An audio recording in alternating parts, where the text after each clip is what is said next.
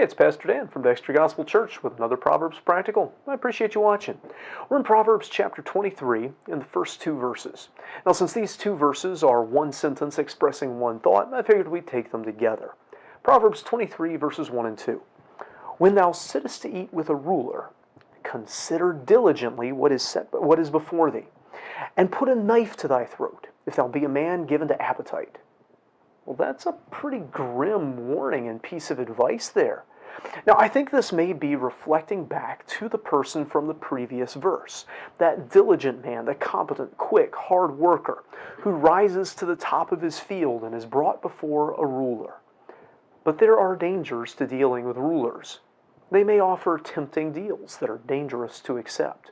They may find ways to entangle you in schemes that will not end well for you.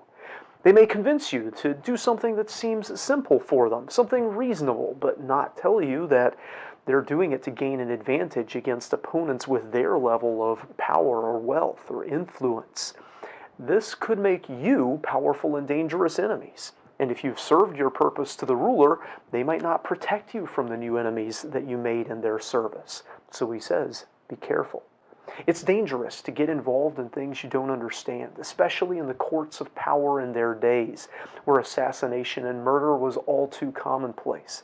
Especially if you aren't their social, financial, or political equal, that power imbalance brings with it all kinds of dangers in those transactions.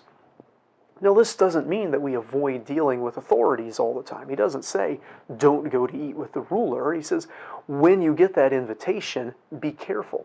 It's an honor to serve at a high level. It's an honor to have our abilities recognized and desired. Working with those who are wealthy and powerful can increase our wealth and power. We can sometimes accomplish more, not just for ourselves or for our families in some selfish sense, but for the Lord, if we have the opportunity to work with those who are highly placed.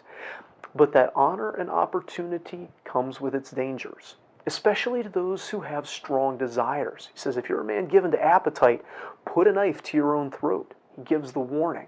When you sit down to eat with a ruler and he's putting this incredible spread of luxurious food in front of you, maybe luxury you could never normally afford, think before you dig in. Pay attention to what he's offering. Perhaps this proverb is even what gave Daniel and his friends pause when the Babylonians set out a spread from Nebuchadnezzar's own table before them. There was a measure of obligation to eating someone else's food then. You wanted to be careful what you committed yourself to. Now, I used to use this verse as an excuse to root through my food, looking out for vegetables, especially anything that came from a bean. I had it on God's authority that I was supposed to consider diligently what was before me. But this has less to do with the content of the food than with its purpose, and what accepting it or gorging yourself on it might mean to you or do to you. It's not just about the food that is put before you. It's about the decisions and the consequences that are before you as well. The warning is continued in the next verse. If you're given to appetite, put a knife to your throat. The allure of luxury and fine foods could bring you to your death. That was pretty literal then. Gluttony isn't something we address a whole lot in our churches, but it can be absolutely fatal. Obesity and other problems from overconsumption and underactivity were not the major life threateners in Solomon's day that they are in ours. All kinds of unhealthy things that are available to us cheaply in bulk were only available at the table of a ruler then. So those eating at the ruler's table were actually in greater danger of eating themselves to death because that was the only place you were likely to have that much of that kind of food for it even to be practical. But I suspect that this isn't so much about the food itself, but about what eating with him meant. That's perhaps what the next verse, verse 3, is about. But we'll have to look at that in our next video.